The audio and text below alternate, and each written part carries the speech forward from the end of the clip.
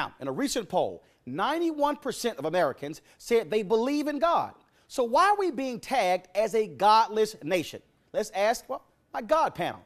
Irshad Manji, author of The Trouble with Islam Today, Rabbi Shmuley Boteach, my good buddy, TLC host and author of Shalom in the Home, and the Reverend Al Mohler, president of the Southern Baptist Theological Seminary. And Reverend Mohler, I got to deal with you first. $13 billion. That's how much money America spends on porn. Christian books, DVDs, $3 billion. The Girls Gone Wild video, $29 million alone. Pretty much sounds like America has spoken and said they're choosing lust and money over faith. Well, I don't know that you can make a simple mathematical equation, Roland, but I'll tell you, there is clearly a nation awash with pornography right now, and evangelical Christians are certainly concerned about that. It's a sign of a culture that is increasingly seeking gratification in all the wrong places. And pornography, with all of its lies, because that's what it is, it advertises a false product and a false hope, a distortion of sexuality.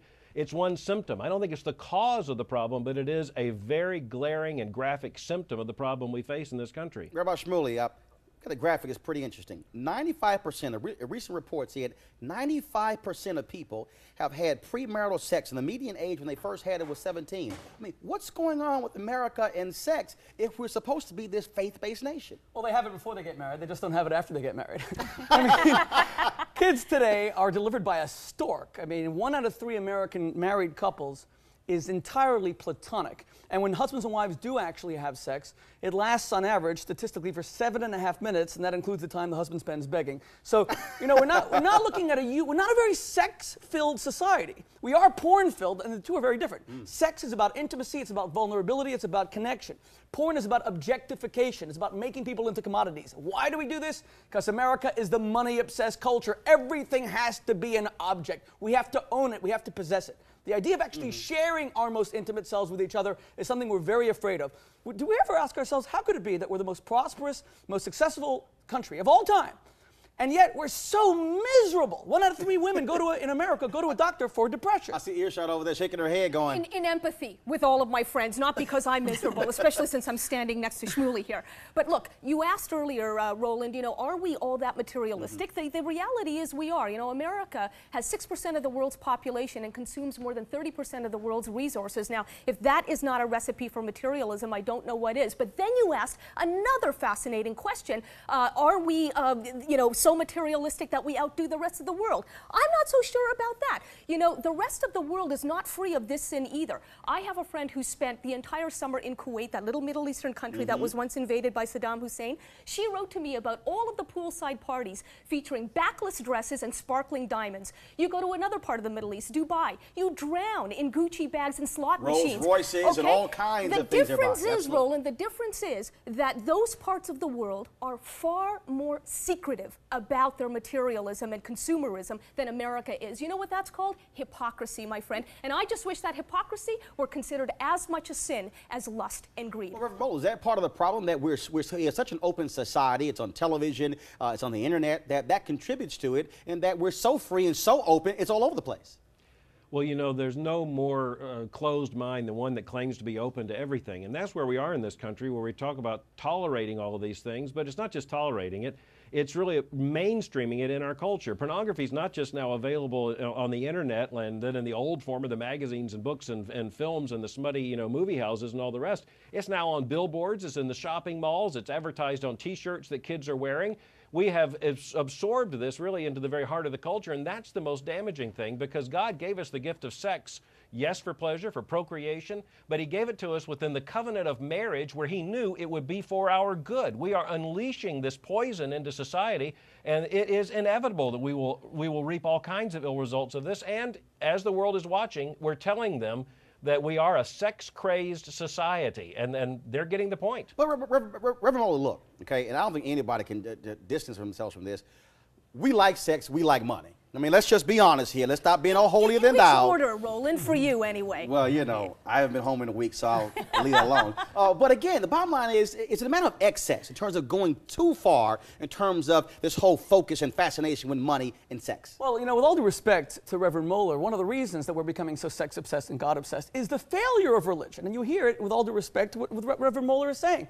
He said two things. Number one, God mandated marriage. Nobody cares anymore. Either you're going to find good reasons why marriage actually suits people's needs better. Either you're going to explain to them that what you want is not some empty night of sex when you feel awful the next morning, but some real night of healthy connection where you feel fantastic the next day. And we have to stop the condemnation. I mean, Reverend Moeller's talking about how it was almost a fire and brimstone speech we just heard, that, we're all going to hell. Okay, well, maybe. People would rather enjoy today, even if they're going to burn tomorrow. We must begin to show the relevancy of religion, or religion will become irrelevant. Reverend Moeller, you want to respond to that? Then Irshad. Reverend Moeller? Well, the rabbi loves to take what I say and run off in a different direction. It is very clear that God had a purpose in making us sexual beings and giving us the gift of sex, but he also had a place where that sexual gift was to be exercised, and that's within marriage. If you feel guilty for having sex out of marriage, it's because you're supposed to. Your conscience is telling you that's wrong. Reverend Moeller, but isn't that part of the problem, though, in terms of, but you look at Ted Haggard, you look at, there was a pastor in Chicago, a Catholic priest, who was convicted of taking money out of the collection plate. And so you even have religious leaders who are also falling victim to this whole notion of sex and money. So people say, wait a minute, that's hypocrisy. You guys are doing it. Why should not? Well, the hypocrisy would really be if organized Christianity said, hey, we're going to let them have a pass because they were ministers. That's not at all the case. They have lost their positions as they should. They've been exposed. The one thing we know is that every single human being is a sinner, and we should know that even our Christian leaders, even though they're saved by grace, they are also sinners, and that's why we have to have the controlling power of God's Word, and that's why we have to know that there is a rule book we have been given, and it applies to all. Irshad. But, we cannot let the religious radicals, Roland, of any, faith define the situation here. I'll give you a quick example of what happens when you try to, compromise with these guys and gals. Way back in the 1940s, more than 60 years ago, the godfather of Islamic radicalism today spent time in America, wound up hating it. Why? Because of its lustfulness. But how did he define lustfulness? By, men in suits and women in their Sunday best dancing with each other at community events. For some religious fanatics, in fact, for a rising number of them, any degree of interaction between men and women is called lust. And you know what? That demonizes decent relationships. So they really need to be catered to. I'm glad you brought up interaction. I got to ask this question, so I hate to cut you off. Ave Maria, Florida.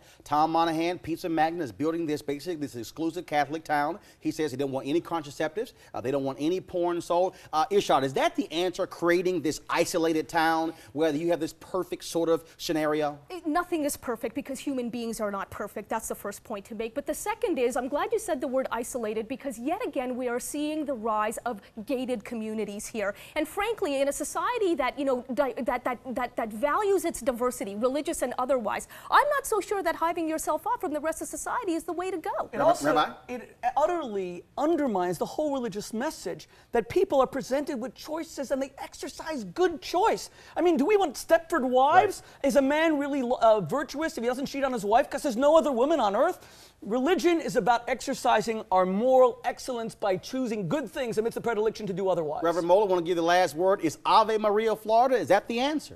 Well, I admire Tom Monahan and his vision there. I just don't think it's going to work because the world's right outside the front door. You can say we're not going to have those things right inside this little city limits, but somebody's going to go out for milk and they can get more than milk.